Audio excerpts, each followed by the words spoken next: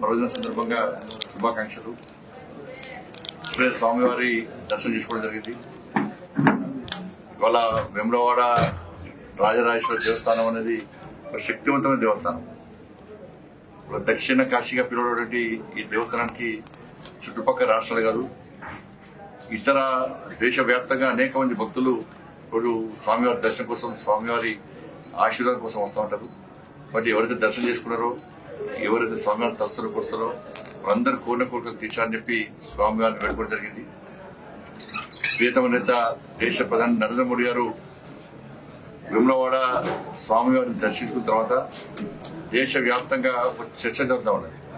ఇంటి పట్ల ఒక్కసారైనా స్వామివారి దర్శనం చేసుకోవాలని చెప్పి ప్రజల్లో కూడా ఆలోచన వచ్చింది.